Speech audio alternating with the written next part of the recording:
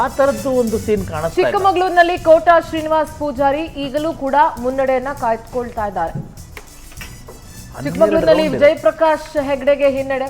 ಅದು ಆ ಬೆಲ್ಟ್ ಎಲ್ಲ ಆಲ್ಮೋಸ್ಟ್ ಬಿಜೆಪಿ ಬೆಲ್ಟ್ ಇದೆ. ಬಟ್ ಶೋಭಾ ಕರಂದ್ಲಾಜೆ ನಿಂತ್ಕೊಂಡಿದ್ರೆ ಬಹುತೇಕ ಸೋಲು ಖಚಿತ ಅನ್ನೋ ತರ ಆಗ್ತಿತ್ತೋ ಏನೋ ಗೊತ್ತಿಲ್ಲ. ಹೌದು, ಯಾಕಂದ್ರೆ ಅದಕ್ಕೆ ಅವ್ರಿಗೆ ಬಿಜೆಪಿ ಒಳಗಡೆ ವಿರೋಧ. CT ರವಿಯಿಂದ ಹಿಡ್ಕೊಂಡು ಸುನಿಲ್ ಕುಮಾರ್ ಅವರು ಎಲ್ಲರೂ ಅವರಿಗೆ ವಿರೋಧವಾಗಿದ್ರು. ಏನಾಗ್ತದೆ, ಒಂದು ಸೀಟ್ ಬಿಜೆಪಿನಲ್ಲಿ ಏನಾಗ್ತದೆ, ಒಂದು ಸೀಟ್ ಕೊಡೋವರೆಗೂ ಸಣ್ಣ ಪುಟ್ಟ ಭಿನ್ನಾಭಿಪ್ರಾಯಗಳು ಇರ್ಬೋದು. ಸೀಟನ್ನ ಒಂದು ಸಾರಿ ಹಂಚಿಕೆ ಮಾಡಿದ ಮೇಲೆ ಅವರೆಲ್ಲರೂ ಕೂಡ ಕಾಯವಾಚ ಮನಸ್ಸ ಕೆಲಸ ಮಾಡೋವಂಥ ಒಂದು ಪ್ರವೃತ್ತಿ ಬಿಜೆಪಿನಲ್ಲಿ ಇದೆ. ಸೊ ಹಾಗಾಗಿ ಅವರಲ್ಲಿ ನಿಂತಿದ್ರು ಗೆಲ್ತಾ ಇದ್ರು. ಆದ್ರೆ ಕರ್ನಾಟಕ ಈಗಿನ ಟ್ರೆಂಡ್ ನೋಡಿದ್ರೆ 21-7 ತೋರಿಸ್ತಾ ಇದೆ. ಅದು ನಾವು ಅಲ್ಲ, ಅದು ಕೂಡ ಎಕ್ಸ್ಪೆಕ್ಟೆಡ್ ಲೈನು. ಹೌದು, ಬಟ್ ಸ್ಟಿಲ್ ಇನ್ನೊಂದು 2 hours ವೇಟ್. ಸಕ್ಕರೆ ನಾಡು ಮಂಡ್ಯದಲ್ಲಿ ದಳಪತಿ ನಾಗಾಲೋಟವನ್ನ ಮುಂದುವರೆಸಿದ್ರೆ ಇದು ಕೂಡ ಎಕ್ಸ್ಪೆಕ್ಟೆಡ್ ರಾಕೇಶ್ ಸರ್.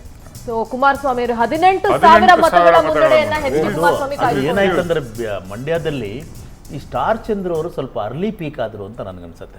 ಅವ್ರನ್ನ ಬಹಳ ಬೇಗ ಕ್ಯಾಂಡಿಡೇಟ್ ಅನೌನ್ಸ್ ಮಾಡ್ಬಿಟ್ರೆ. ಯಾಕೆಂದ್ರೆ ಈ NDA ಅಂದ್ರೆ ಬಿಜೆಪಿಯ ಸ್ಟ್ರಾಟಜಿ ಏನು ಅಂತ ತಿಳ್ಕೊಳ್ಳೋದಕ್ಕೆ ಮುಂಚೆ ಕಾಂಗ್ರೆಸ್ ಕ್ಯಾಂಡಿಡೇಟ್ ಅನ್ನು ಅನೌನ್ಸ್ ಮಾಡ್ಬಿಟ್ರೆ. ಯಾಕಂದ್ರೆ ಅವರು ಮನಿ ಬ್ಯಾಗು ಗೌರಿಬಿದನೂರಿಂದ ಬಂದು ಹೋಗಿರೋರು. ಸರ್ ಅದೆಲ್ಲದಕ್ಕಿಂತ ಕಾಂಗ್ರೆಸ್ ಅಲ್ಲಿ ಕ್ಯಾಂಡಿಡೇಟ್ಸ್ ಇರ್ಲಿಲ್ವಲ್ಲ? ಅಲ್ಲ, ಇಲ್ಲದೆ ಹೋಗಿದ್ರು ಕೂಡ ಅವ್ರು ಕಾಯ್ಬೋದಾಗಿತ್ತು NDA ಏನ್ ಮಾಡುತ್ತೆ ಅಂತ. ಅಂದ್ರೆ ಅವ್ರು ಸಾಮಾನ್ಯವಾಗಿ ಕಾಯ್ತಾರೆ. ಈಗ ಬಿಜೆಪಿ ಸ್ವಲ್ಪ ಆತರ ಪಟ್ಟರು, ಅವರು ಅರ್ಜೆಂಟ್ ಮಾಡಿದ್ರು. ಈಗ ಲಾಸ್ಟ್ ಮೂಮೆಂಟ್ ಅಲ್ಲಿ ಇವರು ಕುಮಾರಸ್ವಾಮಿ ಬರ್ತಾರೆ ಅನ್ನೋದು ಅವ್ರಿಗೆ ಅಷ್ಟು ಗೊತ್ತು. ಯಾಕೆ ಕುಮಾರಸ್ವಾಮಿ ಎಲ್ಲಿ ಹೋಗ್ತಾರೆ, ಬೆಂಗಳೂರು ರೂರಲ್ ಹೋಗ್ತಾರೆ ಅನ್ನೋದಿತ್ತು, ಹಾಸನ ಹೋಗ್ತಾರೆ ಅನ್ನೋದಿತ್ತು. ಹಾಗಾಗಿ ಏನ್ ಮಾಡ್ಬಿಟ್ರು ಇವರು, ಸ್ಟಾರ್ ಚಂದ್ರ ತಂದ್ಬಿಟ್ರಲ್ಲ.